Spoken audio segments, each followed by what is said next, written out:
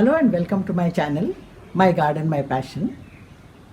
I have shown you some of the varieties of ferns in my garden, but today I thought let me speak specifically about this Nephrolepis exaltata is a scientific name, and the cultivar or the variety is the fluffy duffy or lacy fern or fluffle duffle.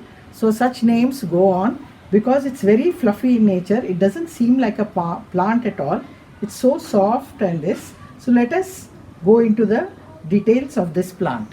So here are some more varieties of the Nephrolepis exaltata, also called as the Boston fern or the sword fern.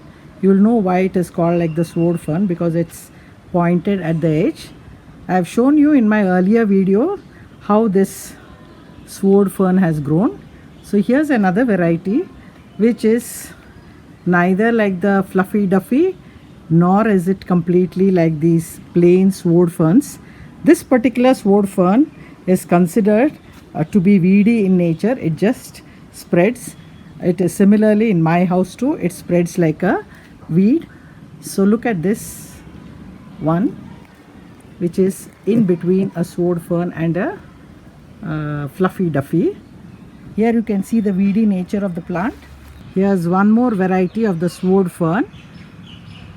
It is also called as the fishtail fern, but because you can see how these leaves are shaped, and simultaneously the whole leaf is like a sword shape. Let me talk first about the soil that you require for this plant.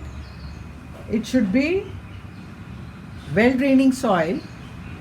Though I have told you that this plant requires a little more water compared to others, it should not be sitting in soggy soil. So it should be well draining soil, and at the same time it should be a little bit of moisture retention. So I normally add leaf compost, because the leaf compost will keep it moist. And regarding the humidity, as you all know, ferns are humidity lovers. They grow in the forest floors, and similarly this plant too requires a lot of humidity, and humidity should not be confused with moisture. So moisture should not be too much, but you must maintain the humidity. And to maintain humidity, what I do is that I have placed this plant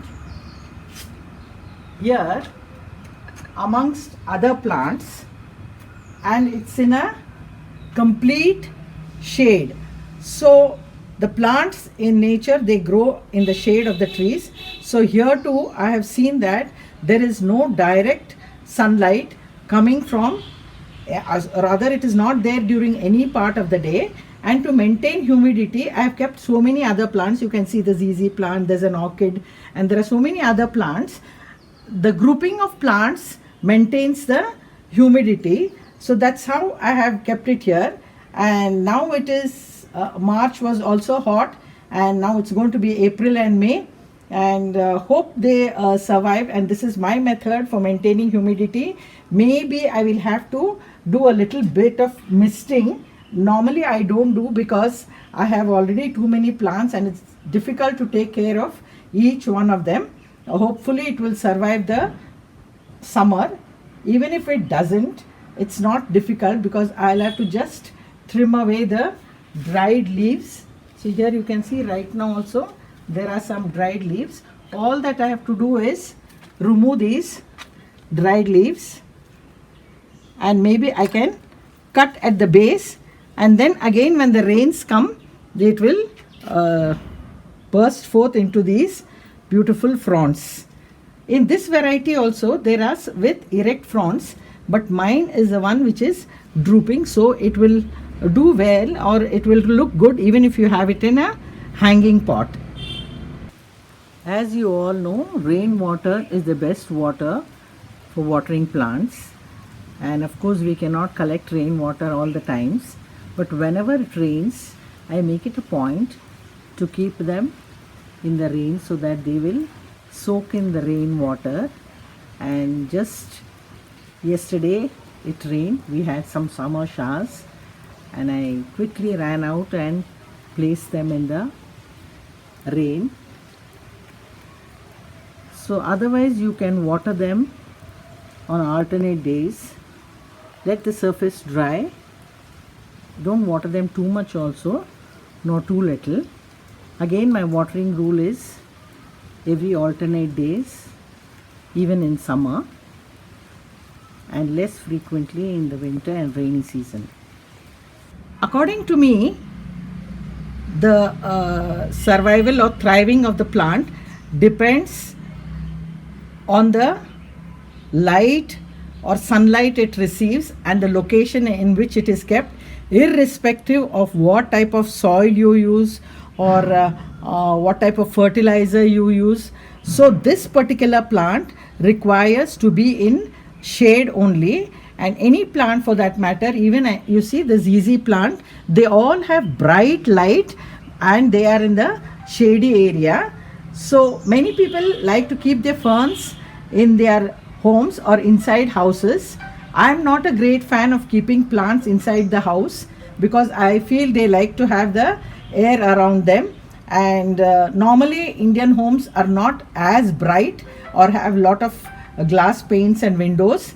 So even if you keep a plant indoors, it should have bright light but no direct sunlight. If you keep it too close to the glass windows, it might get the sunlight and scorch it. So just keep it a little away from the glass doors also, or glass window panes, and see that the plant gets bright light. But it's nothing like growing your plant outdoors. So you can have the plants indoors only to decorate, or when you have some guests and you want to have a special decoration inside the house. Otherwise, it's best you grow your plants outside the house. Ferns are said to be one of the best candidates for growing inside the house. And sometimes they also, when you read a lot of information on the internet, they say that you should keep the plants in your bathrooms because of the humidity. But again, Indian bathrooms are not bright enough, so light is a very important factor for the growth of any plant. Like you need direct sunlight to have flowers, whereas when there are certain plants which will do with morning sun and evening sun, and there are some which will do completely well in shade, and mine is a shady garden, and that's why I have cultivated most plants that are shade loving. So just keep in mind that the direction or the location of the plant is more important than even your soil and your fertilizers. Then regarding the fertilizers, I do not use any fertilizers, or rather I do not use any chemical fertilizers.